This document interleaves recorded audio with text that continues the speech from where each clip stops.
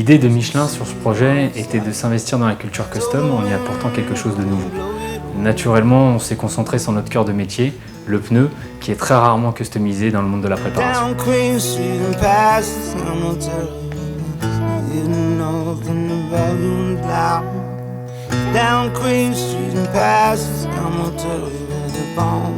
Michelin a beau être une entreprise de dimension mondiale, en fait on a toujours la plupart de nos produits qui sont confectionnés à la main.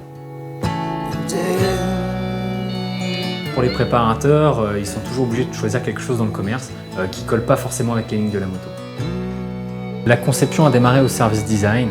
Pour coller au choix du racer, on est parti sur un taux d'entamement réduit qui s'inspire de la compétition. On voulait quelque chose de simple et de très fort d'un point de vue identitaire, un petit peu comme un logo.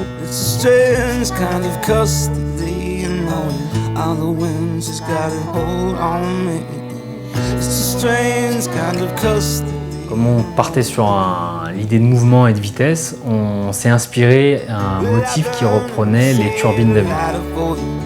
Ensuite, on a particulièrement travaillé les dégradés pour avoir un maximum de contraste. Et on voulait vraiment avoir un impact fort visuellement. Donc pour la sculpture, on a reparti sur un M qui fait référence à une sculpture qui existait dans les années 30. On a ajouté en fait un chevron qui nous permettait de marquer le sens directionnel de la sculpture. Ce qui est intéressant justement, c'est d'avoir à faire des pneus comme ça avec tout le temps des motifs différents, des choses qui sont un petit peu compliquées à faire. On va vraiment être obligé de réfléchir entre nous pour réussir.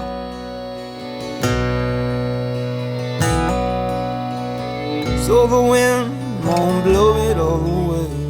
I don't ask and she won't say.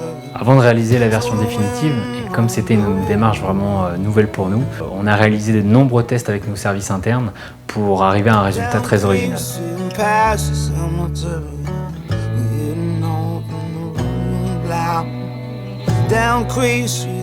Dans ce projet, on a voulu souligner le côté manufacture de Michelin et puis aussi la complexité du pneu, qui est composé de plus de 200 matériaux. On en a choisi 3. Le premier, c'est le nylon, qui nous a permis de surpiquer la selle.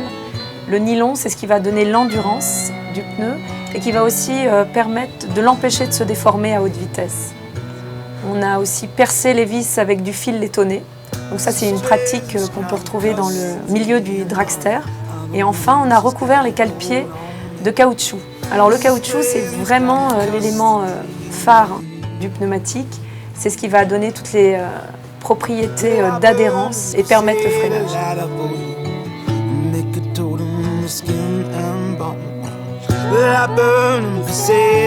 Après la sculpture, les pneus sont partis dans nos services spécialisés pour s'occuper des flancs. On a utilisé une technologie laser qui nous a permis d'obtenir du photoréalisme sur les flancs.